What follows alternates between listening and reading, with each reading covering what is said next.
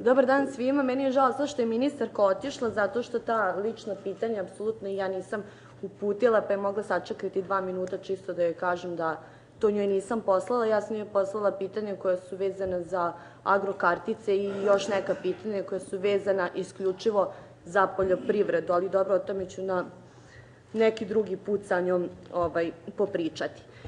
Na samom početku želim da se osvrnem na jednu stvar što se tiče podsticaja koje su vezana za krave i za premiju za mleko, kako je to bilo ranije, kako je bilo danas. Meni nije bilo teško da ja izvučem kako je to bilo, na primer, 2008. godine i kako je bilo 2023. To jest kako je sada.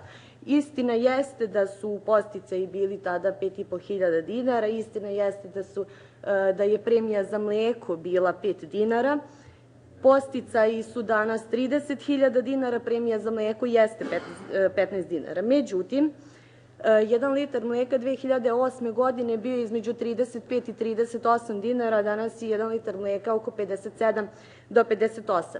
Troškovi za jednu kravu koju stočari imaju 2008. godine iznosili su 141.200 dinara. Znači, ja imam detaljno napisano šta koliko košta, a danas je 275.500 dinara. To sve kada se sabere, oduzme, pomnoži i odradi šta treba.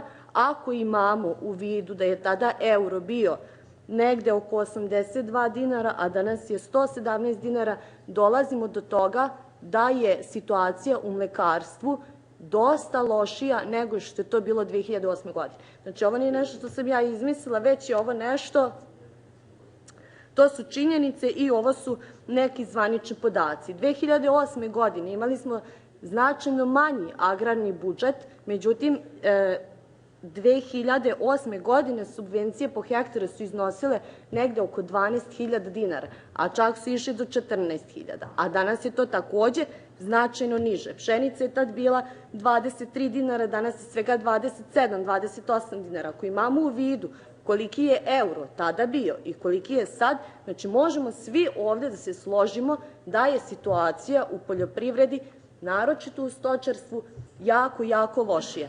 Gde nas to dovodi? Dovodi nas do toga da smo u poslednjih 10 godina imamo za 2/3 manje muznih krava nego što je to bilo pre 10 godina.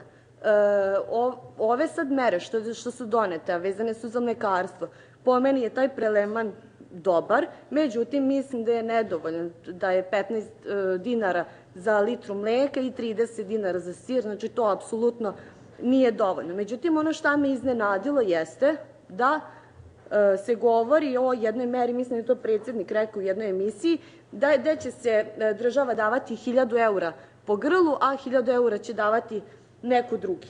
Meni to može da kaže neko ko se apsolutno ne razume u to, zato što nije nama problem tih 1.000 eura, nije problem seljaku, već je problem zato što poljoprivrednici apsolutno više nemaju račun da proizvode mleko i oni prodaju krave. Vi ako pogledate oglasnik, na primer, znači vi tamo vidite prodajem 10 muznih krava, prodajem se, znači ljudi prodaju, oni neće nove krave, jednostavno njima krave više ne treba i zato što to apsolutno više nije isplativo.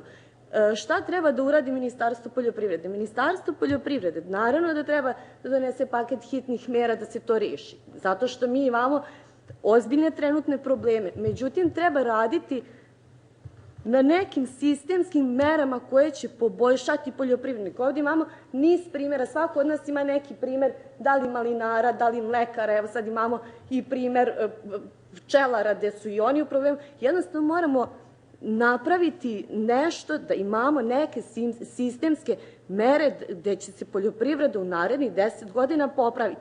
To ne može pojedinac da uradi.